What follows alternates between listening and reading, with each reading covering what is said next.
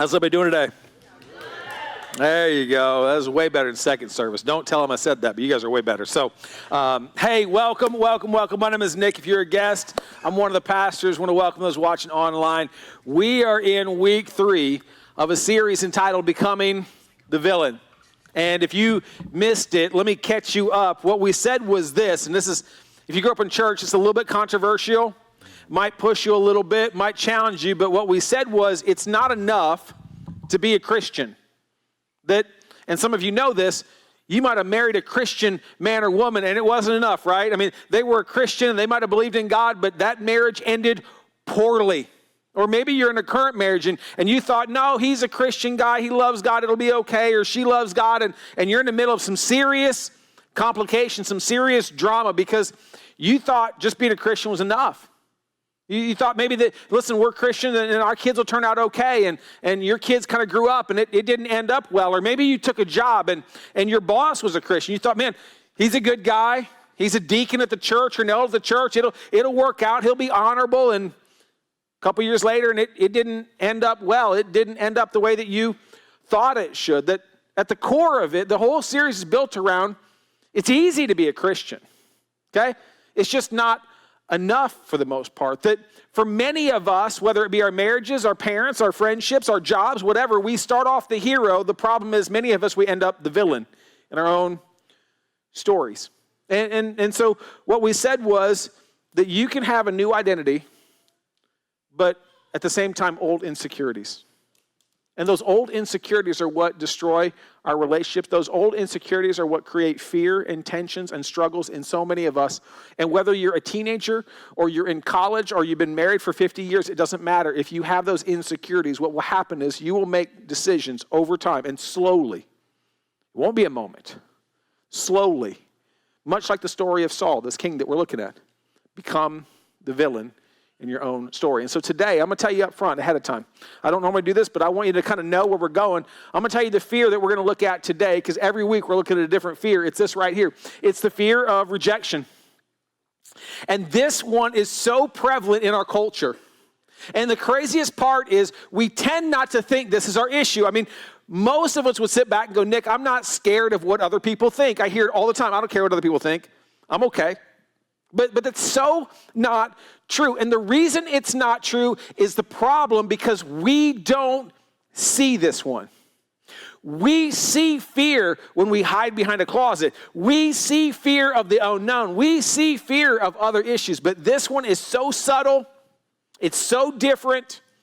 And the problem is we miss it. We can't see it. So let me unpack that for a few minutes. I put the statement here to kind of help guide our conversation. I said this way. Go back. God's commands are clear. But others demand you to conform. When I talk about the fear of rejection, what I'm talking about is there's some stuff that God's asked you to do that is abundantly clear. And maybe even initially it was like, oh, I should do that. I should not do that. I should stop watching that TV show. I should start doing this. I should start giving or serving, or I should forgive that person, or I should do whatever. I mean, there's a whole list of things that God's commanded that are clear. The problem for many of us is others.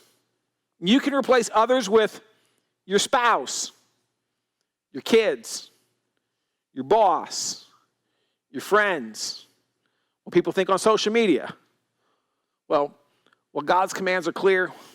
The problem is others demand us to conform, to get in line, to not get out of character, because here is the problem. Many times our growth reveals their stagnant faith. And so our families and the people around us tend to want to pull us into who we used to be, not who we're becoming. It is so clear for me when I was younger, when I was about in my 20s, late 20s, my wife would have to coach me through going home. If you ever went home, some of you understand what I'm going to talk about. It was this weird phenomenon that in my church, I was a grown adult who had a functioning family, but something happened when I walked through the threshold of the door of my parents' home. Can anybody relate to that? And I instantly reverted back to an 18-year-old kid. It was the craziest thing. We would be driving, and 20 minutes out from a long drive, my wife would look at me like, okay, now, honey, I want you to know, you're a grown man, all right? So when we go home, I need you to be my husband, not your mom's kid. But something would happen. In fact, my favorite picture and Mike, if you're watching, you know this picture. My favorite picture of my brother and I is when I was 29 and he was 28, and I walked through the door and he was sitting in my chair. It was my chair, okay? And I told him, I said, hey, loser, get up. Like, that is exactly, like, get out of my chair. And he's like, it's not your chair. And I'm 28, 9-year-old man. He's 28. We are wrestling on the ground over the chair. And this is my family dynamic. My mom's response was not break it up. My mom looked at my dad and said, go get the camera. And now we have a picture of it. It's my favorite picture. That was my family dynamic. There was no, hey, you're older than this. Hey, grow up. It's like, oh, that's a great shot. Click. It's weird. And our families all do that. And so we live in a culture that struggles with that. We live in a culture that wants us to conform. And the problem is we don't see it. In fact, I made a list really quickly to maybe help you maybe see something you don't see. See, here's a list of things that I think culture is trying to get us to conform to. See, God's command is absolute truth. There's one way, one truth, one life. It's through Jesus Christ. Culture will tell you, well, yeah, there's your truth, but there's also my truth. There's your experience, but there's my experience. There's different truths. And, we just live in a culture. And again, it's invading and become a little bit pervasive in the church, unfortunately. There's sexual purity, God's command. I'm going to mess with some people right now. Okay? Sexual purity is this. And I'm telling you, this is God's standard. It's really clear. Before marriage, nothing. After marriage, you knew anything. All right?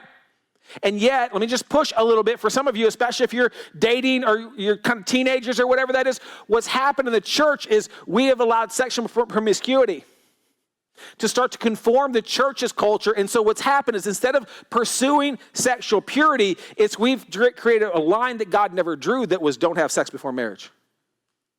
It's never in there. And we have compromised who we're called to be sexually in the church because we allowed culture to conform us. God's commands are really clear when it comes to sex and purity and all kinds of stuff, but we just created this false line. And so as long as I don't cross that, then I'm okay. That is not in there. Materialism versus generosity. God says be generous, be joyful, to give. We live in a culture that says be materialistic, and so literally just, again, make everybody uncomfortable. When your standard of living goes up, does your standard of giving go up? Many people get a raise, and their first thought is, what can I buy? And again, that's just not God's call. And I don't think you should give it all away. That's not my whole point. But it's like we're called to be generous, and we tend to be, even in the church world, very materialistic. Holy versus happy, we're going to unpack that one a little bit later. But again, we're called to be holy. It's set apart. It's different. FOMO, which is fear of missing out. That's what culture says, like, oh, don't miss it. Oh, you only got one life. Live it. No, it'll be okay. It's not a big deal. God says you should be content. Pride. Culture says you should be prideful. You should be proud of your life. You should put all of your achievements on social media. You should tell people about that run that you did. Side note, no one cares how far you ran, okay? Just so we're clear. No one cares about what you're eating for dinner. No one cares about that kind of stuff. But we have all this pride. In fact, we have all this pride built into us. And yet God says to be humble. And the last one is God says you should have self-control. But our culture says you should have self-expression. You be you, boo. You figure out what you're called to do. You just express yourself. I just need to find myself. No, you need to find Jesus. And when you find Jesus, then you'll find yourself. It's a totally different standard. And there's all these subtle things. And if this was it, this was where I spend my time on. I just use this to expose that, listen, it is so much easier to slowly walk away, to slowly conform into more looking like culture than Christ. And so where I want to go today is this. I believe in the church, every single one of you, there is something God's called you to do. There's a mission, per se. What's happened is you've had a small compromise because of a fear of rejection, and you can't see it. And so what I want to do is I want to look at the story of Saul, this king that we're following throughout the scriptures, and see what he does, because he's going to give us three things that I think all of us do that causes us to hide behind these three things. And so we're going to pick up the story. 1 Samuel chapter 15, it says this. Samuel, that's the prophet of God. This is the man that speaks for God. Samuel said to Saul, I am the one the Lord sent to anoint you king over his people Israel. So listen now to the message from the Lord. This is what the Lord Almighty says. I will punish the Amalekites for what they did to Israel when they waylaid them as they came up from Egypt. Here's the backdrop. If you don't know the story, the nation of Israel came out of Egypt, out of slavery, out of bondage. They had no people, no land, no government, no nothing. They were just this traveling nomad group of people. And some nations treated them well, took care of them, God blessed them. Other nations used it as an opportunity to steal from them, to hurt them, to attack them. And this is one of those nations. And God says, listen, I've been waiting. This is my time. I want you to go wipe them out. And it gets worse, though. It says, now, go. Attack the Amalekites and totally destroy all that belongs to them. If he stopped there, that would be clear. But I want you to see the progression. This is really, really important. I want you to see how specific. He says, do not spare them. It's even more clear. And if that wasn't clear enough, he says, put to death the men. Okay, that makes sense. And the women. That seems kind of harsh. Okay. And the children. Well, now it seems kind of really, really mean. And the infants, what did they do to you? The cattle and sheep, the camels, the donkeys, the dogs, the cats. Make sure you kill the cats. No one likes those. So, kill everything. And the point is this. What you see is a progression from the just most obvious to are you kidding me? And I just think the whole point is this. God is saying, listen, if it breathes, wipe it out. I want you to walk in. I don't want anything at all to make it out alive. Essentially, and again, I said this early on, God's commands are clear. The problem is others demand us to conform. God's command is this: kill everything. Could not be clearer that that's what he's supposed to do. And yet, Saul's going to miss it. And again, there may be something that God's called you to do, that God spoke to you, that again, you're like, I got it. And my prayer is this week and today specifically, that maybe you would see something you haven't seen, because you can't see what you can't see. And so it says this, then Saul attacked the Amalekites all the way from Havilah to Shur, near the eastern border of Egypt. He took, this is a key word, Agag. We're going to come back to him.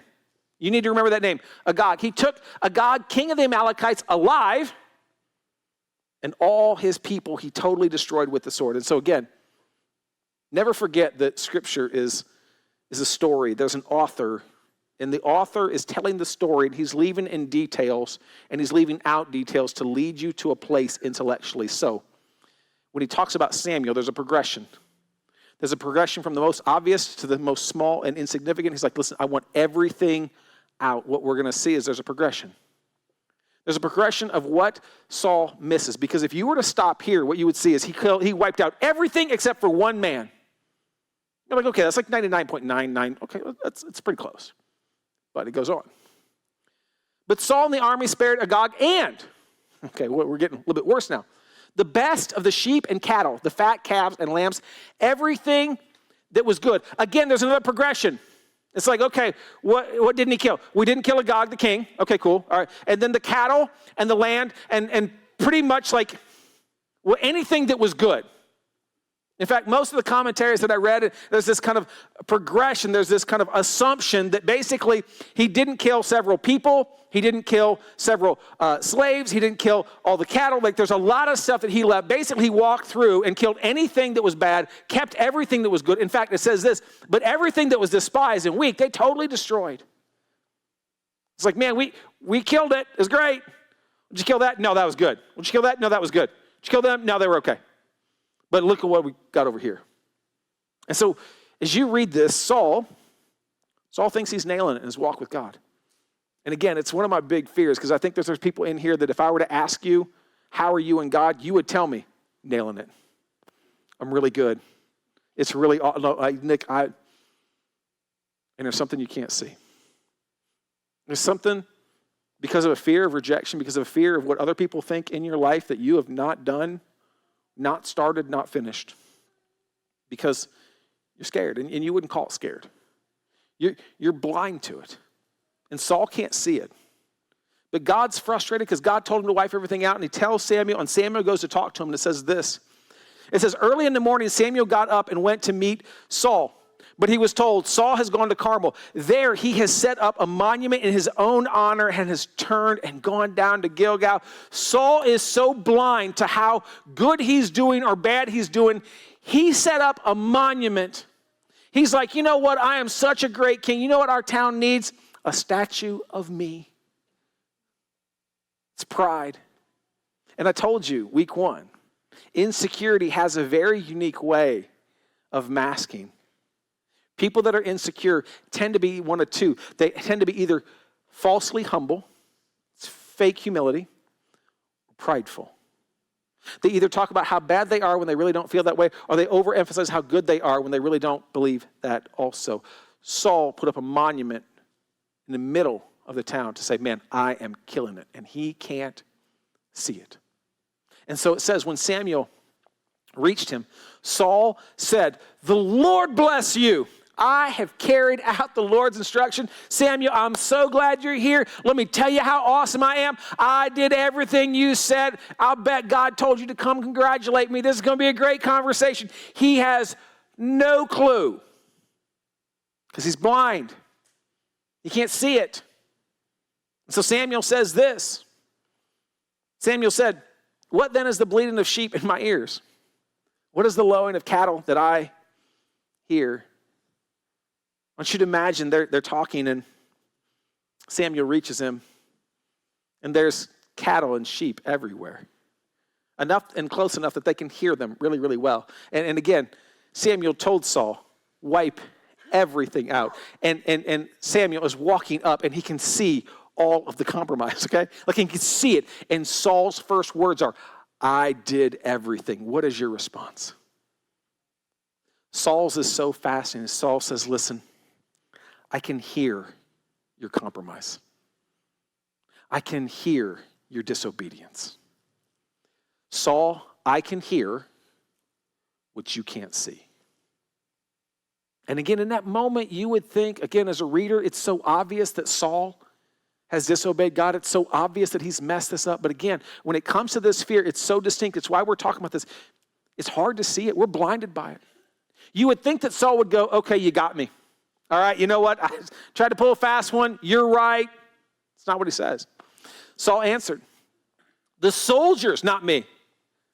Saul's blaming again. The soldiers brought them from the Amalekites. They spared the best of the sheep and cattle to sacrifice to the Lord your God.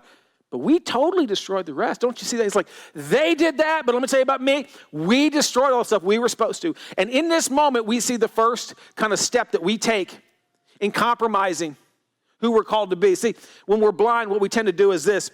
We don't change what God said, or we don't challenge what God said. We change what God meant. Did you notice that? He doesn't argue with Samuel and go, well, God didn't tell me to wipe out everything. No, he says, listen, no, God said wipe out everything. But I know what he meant. What he meant to say was, listen, wipe out everything except for the really good stuff and take that and sacrifice it to me because sacrifice is incredible. And again, I thought about that and I thought we do that all the time. It's the person, and there's a very clear command. It says, be anxious for nothing, but in everything, through prayer and supplication, let your requests be made known to God. It is clear. We live in a culture that is incredibly anxious, though. And so we take the very clear command of God and we don't challenge what God said. We just change what it means. And so I hear people say, Nick, listen, I know what that says. That is not for people that struggle with anxiety.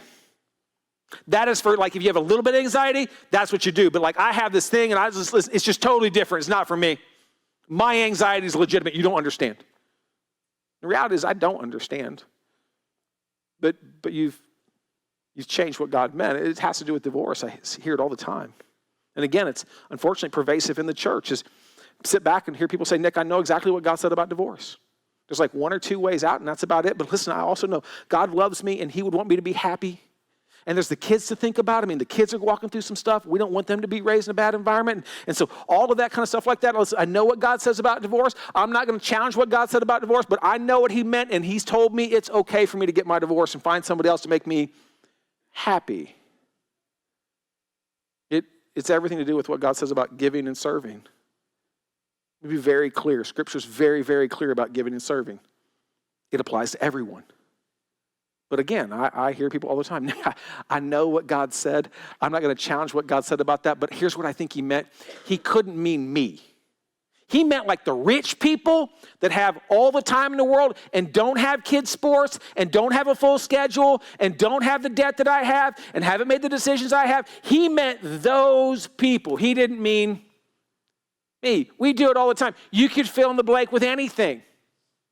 And what happens is we hide what God's clearly called us to do, and we step away. We step away from the community that calls us out. We step away from the pastors that call us out. We switch churches. We switch community groups. We switch small groups. We switch spouses. We hide behind, well, that's not really what God meant. No, I don't have to do that. No, that doesn't apply to me. No, I know what God said was clear, but I don't think that's what he meant. We hide. We're blind. I remember I had a kid. I was talking about fasting one time, and he was an intern of mine, and he's like, Nick, I want to do this whole fasting thing with you. And I'm like, that's cool. I said, it's hard. He's like, no, I got it. Listen, God told me to fast with you. I was like, that's awesome, man. Let's do it. So we picked a day, and we start fasting. I check in at 10 o'clock, and I'm like, man, hey, man, how you doing? He's like, oh, I'm not doing good. I'm like, it's a rough day if at 10 o'clock in the morning you're struggling, okay? It's a rough start. They're like, I miss breakfast. That's hard, you know. And so I asked him, I said about 3 o'clock in the afternoon, I said, hey, man, he looked chipper. He's like, man, he's my intern. I sent him off to do something. He's like, man, I'm doing really good. I was like, oh, that's awesome. Like, everything okay? He's like, yeah, you know what? I was praying about it, and God told me that, like, I could have a little bit of food, so, like, I quit fasting for a second, but now I'm back on to fasting. I'm like, that's just called lunch, dude. Like, that's, like, I don't know what you, but I've run into so many people. And again, this is where I want to push a little bit. This is where I want to challenge you. That God spoke to you to do something. And you started it. And you were confident God was clear. And you got about 90% done. And then somehow God changed his mind, as if God changes his mind, and you convinced yourself that what God meant was different than what God said. I know I'm supposed to do that diet and the whole deal, but listen, I started, and I think I proved to myself. I said 30 days, but I'm 21 days in. I proved that I can do it. I'm going to go back to that. I know God said I should start tithing, whatever, but I started tithing, and I did that, but then some stuff happened, and you know what? I think God knows my heart, and I know what God meant with that whole thing. You can replace it with anything you want. I know what God said to forgive that person every time, like 70 times 7, but I've been keeping track, and we're past that. I know what God meant. He didn't mean for that. There's more at stake than you realize in your obedience. And there's this fear that gets all of us. And we slowly, it's not a moment, with our disobedience, we slowly become the villain in our own story. And Saul is making all these excuses. And so Samuel finally just says this. He says, enough. Let me tell you what the Lord said to me last night. Side note, if the prophet of God ever shows up at your door and says, hey, I got a message from God from you last night, run. Okay, just get out of there, okay? It's not going to be good. But Saul, in fairness to Saul says, tell me, and it reveals this principle that I'm so passionate about. I about did the whole message on this one thing, but it's this, that all of us, we need a Samuel in our life to reveal the Saul in our heart. All of us are blind, myself included. We all need that person that we've given permission to go, hey, listen, I need you. I give you permission. When you see something that I can't see, I need you to reveal it to me. When you see something I can't see, there's going to be stuff. I can't see my own compromise. When you see something I can't see, I need you to reveal it to me. And we miss it. Let me just ask you, do you have anybody that you've given permission to? I hope the sermons help with that, but you need more than a sermon, because here's the deal. I don't see your life for the most part. That's why small groups are so incredibly important. If you're not connected in a small group, I'm telling you, you're missing out. And you might be sitting back thinking, Nick, I'm really okay. You are today. But Saul was okay today too. Matter of fact, he thought he was great. But there were some compromises that he couldn't see. He was blinded. And he ends up becoming the villain in the whole story. It goes on. Samuel said this. He said, although you were once small in your own eyes, did you not become the head of tribes of Israel? Didn't I put you king? Aren't you kidding me? Like, God's blessed you so much. The Lord anointed you king over Israel. And he sent you on a mission, saying, go and completely destroy those wicked people, the Amalekites. Wage war against them until you have wiped them out. He said, listen, Saul, you messed up. God put you on mission. I want some of you to understand tonight, if you're a Christian, you have a mission. It's unique to you, and it transcends and surpasses the universal commands that apply to all of us. I think one of the most broken things in the church is we have settled for just being really good people. And I think you should be a good person. Listen, you should follow the 10 Commandments and not murder and not lie, and you should do all the really, really good things. Those are universal. But so many Christians, they struggle in their faith because it's been a long time since they've taken steps of faith. Matter of fact, let me put it this way. Some of you, your faith is stagnant because your steps are still. You're trying to live off old faith that you had 5, 10, 15, 25 years ago. And you're like, man, I just feel distant from God. Maybe because there's something God wants you to do. Maybe because he's got you on a mission and you're like Saul. You've just said, I'll do it halfway. I'll finish it later. And you're struggling. You're stagnant. Samuel goes on. He says, why? Why did you not obey the Lord? Why did you pounce on the plunder and do evil in the eyes of the Lord? He responds back, but I did obey the Lord. He seriously can't see it. Anybody reading it goes, of course you didn't. You're just like lying. So I was like, no, I did obey the Lord. I went on the mission. The Lord assigned me. I completely destroyed the Amalekites and brought back Agag, their king. The soldiers took sheep and cattle from the plunder. The best of what was devoted to God. In order, here's their hearts. Their heart was really good. They wanted to sacrifice them to the Lord your God. Are you kidding me? It's a great thing. Why are you so upset, Samuel? We're going to this is about God. And we see the second thing that blinds us. It's this, that we prioritize sacrifice over obedience. Practically what this looks like is, it's the universal things. It's I know God wants me to do this very, very unique thing, but do you know how much money I've given and how much time I've devoted to the church and how many times I've forgiven those people and how nice I am and walk little old ladies across the street? And do you know how much I've done for God? And what happens is we can tend to look back instead of look forward in our faith.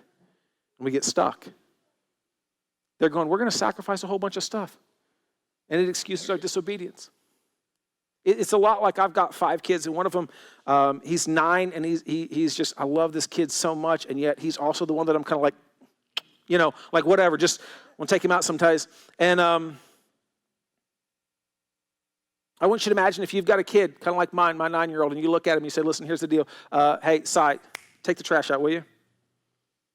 Imagine for a second he looks at you and goes, listen, I'm gonna wrap it up, Dad. I'm gonna pick it up. I'm gonna take it to the door, but listen, I'm not gonna finish it because I really don't see the point of it. It's kind of raining outside. It's been kind of nasty. And by the way, Dad, do you know how much I've done for you? How do you think that conversation will end? It will not go well for him. But imagine then he looks at me and goes, Dad, I've sacrificed so much for you. Don't you remember me coloring that picture for you that you put on the refrigerator? You seem to be pretty happy about that. You put it on the refrigerator for 3 months. And don't you remember that time that you gave me $5 and then I took you out to lunch and I bought you Hardee's with that $5 that you gave me? Don't you? Like, I have sacrificed so much. And it is so silly when it's said like that, right? I mean, you look at that and go, yeah, thank you. That's wonderful. Take out the trash. We do that to God. God, I know you want me to do that, but don't you remember that check that I wrote you a while back? I mean, I know you gave me the money in the first place and you gave me the ability to earn money and stuff like that, but don't you remember I bought you that lunch, God? Don't you remember I came and I painted that beautiful picture? Not physically, but of service and doing all that stuff like that for you a while ago, and you were so proud of me, God. Don't you remember that? And I think God's up there going, absolutely I do. Sacrifice is important, but not to the detriment of obedience. If I've got a specific thing I need you to do, I need you to do it. And all the sacrifice in the world doesn't matter. So just let me ask you a question. What is it? What is it you know that God commands you to do that you haven't done it yet? What is it that you've deceived yourself? You've hidden behind all the secrets. You've hidden behind all the issues. You've hidden behind all of the all the excuses and everything like that. And yet, as I'm talking, for some of you, you can't get it out of your head. It's like there's one thing that pops up when I talk about what does God ask you to do that you haven't done yet. It's like that one thing. Because there's more at stake than you realize. The story goes on. It says, but Samuel replied, does the Lord delight in burnt offerings and sacrifices as much as in obeying to the Lord? He's not diminishing sacrifice. He's just saying there's an order of importance. Of course we should sacrifice. We're called to live lives of sacrifice, but not at the expense of obedience. He says, to obey is better than sacrifice, and to heed is better than the fat of rams. Then Saul said to Samuel, I have sinned. I have violated the Lord's command and your instructions. I was, and here we get the core of the issue. We get the core of what was really happening in the whole story. I was afraid. I was afraid of the men. And so I gave in to them. I hid. I backed away. The third thing that we see that just blinds us is we tend to make an excuse instead of setting an example. It's huge. You're called to be, I said this earlier, holy if you're a Christian. Holy, all that means is to be set apart, to be different. And yet we spend all our time conforming. We spend all of our time trying to blend in. But you're called to be different, to be better than that. And so what I believe is this. When I talk about hiding, what happens is there's something God wants you to do, and this is your posture. You sit back and go, listen, I know I feel like I should do that or start doing that or stop doing that, but man, my spouse, I don't want to have that argument again. It's fear of other people. You should share your faith at work or with some friends or whatever, but you just don't want to be seen. You don't want to be rejected by them. And so it's like, man, they're going to think I'm a Jesus freak, and they're going to think I'm this weirdo person, and it's just easier just not to mention anything. It's just easier not to talk about it. Don't talk about faith and politics. Look at that, where that's gotten us. I'll tell you a big one I see. I talk to so many parents who make short-sighted decisions because they're actually afraid of their kids rejecting them. And so give you two examples. So many parents tell me about how much they hate their kids in video games. And so me and my wonderful sarcasm and loving personality, I'm like, oh, too bad they don't have parents. Like, you could take them away, Oh, you don't understand, Nick. They would be angry, and then what am I going to do with them? And then they're going to sit around, and it's like, and it's this tension. Instead of being an example to your kids and be like, no, we're called to be different. We're called to be set apart. It's like, I'll just make an excuse. Oh, it'll be okay. And I played video games when I was a kid, and it's fine. I see the same thing with cell phones. So many parents have told me, man, I didn't want to give my kid a cell phone. I've kind of struggled with that, but their friends have the cell phone thing, and it's probably okay, and it's not a big deal, and just all these excuses. And if you give your kid a cell phone, that's fine, as long as you feel like you're okay to do it. But if you're making excuses, instead of being an example, you've compromised. You're called to be a leader. You're called to change. You have a mission that God's called you to change the world around you. And there's way more at stake than you realize. See, this story ends poorly. It ends like this. Now I beg you, forgive my sin and come back with me so that I may worship the Lord. But Samuel said to him, this is maybe one of the most heartbreaking verses in the whole story. I will not go back with you. You have rejected the word of the Lord. It was clear what God wanted you to do. And the Lord has rejected you as king over Israel. It says after this day that they never saw each other again. There's some stuff, you should read it. There's some other stuff that happens. Samuel ends up killing Agag, the king that he spared. And they lived 10 miles apart and never saw each other again. Because the prophet of God represents the presence of God, and the presence of God had left Saul. We're going to see what that does in the next part of the story as it's coming up. It does not get better. But what I want you to see today is it would be easy to justify Saul as it's not a big deal. Are you kidding me? He did most of it. He's a good guy. He didn't morally compromise. He didn't steal anything, murder anybody, sleep with anybody he shouldn't have. I mean, seriously, let's be honest. Like in the big scheme of things, what did he do wrong? And that's the temptation. That's what fear does. It blinds us into the small compromises, into the drifts where we're just slowly walking into becoming the enemy of our own story. Because I thought about this story. It would be really easy to think that God's freaking out. Really would be. I mean, just if you think about it, Saul, he's not perfect, and that's kind of what we say, right? We justify our own disobedience with no one's perfect. And so Saul, he goes to war. He risks his life.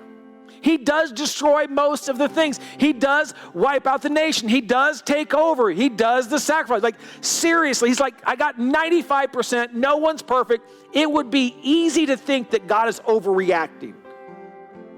Except there's always more at stake than you realize. See, he didn't finish the job.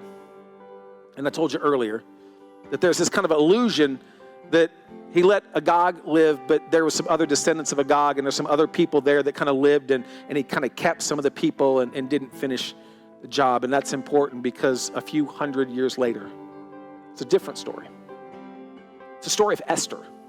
If you've ever read the book of Esther, it is this just wonderful, beautiful book. And it's about this guy who comes off as insane almost. It's about a man named Haman, and he is the king's right-hand man. Another guy named Mordecai, and Mordecai is a Jew. Haman is not, and Haman can't stand Mordecai. And so Haman's response is, I don't like you, therefore I'm going to wipe out every Jew that there is. It feels a little like an overreaction, right?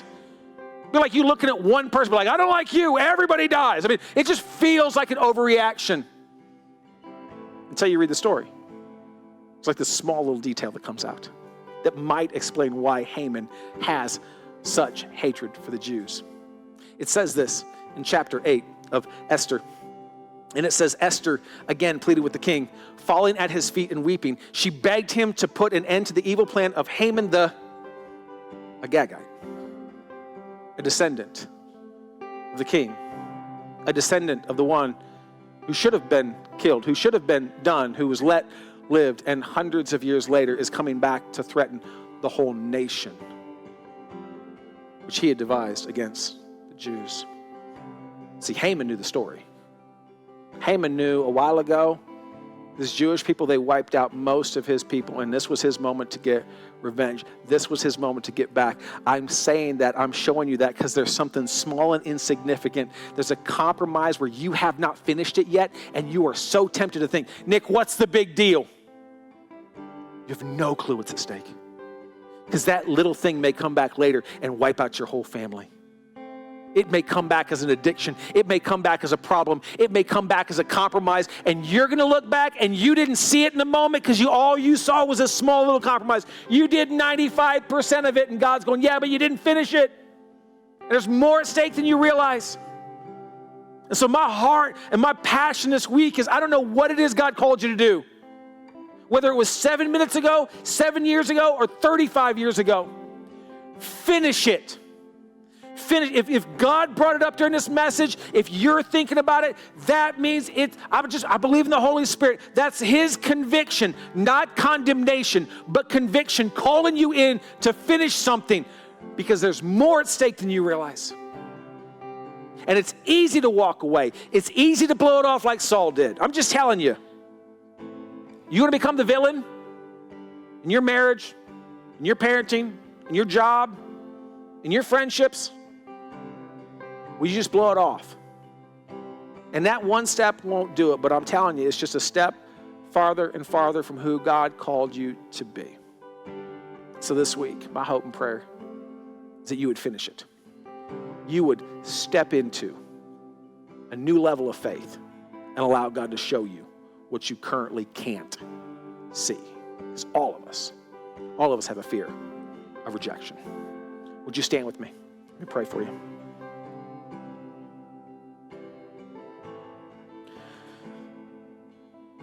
God, help us. Help us be bold in our faith. Help us not dismiss your unique calling because we can't see why it matters. Help us be obedient and not hide, not make excuses, not point back to past sacrifices and not challenge what you meant, but to just be intellectually honest enough to say, no, I know what you said, God, it's clear. Give me the strength to be faithful. I pray for every man, woman, and child in this room right now that they would take steps of faith this week and that we would change the world around us. We would be the kingdom shakers, the world changers that you've called us to be. We love you and we thank you that we get this opportunity. Amen. God bless. Have a great week. We'll see you next Sunday.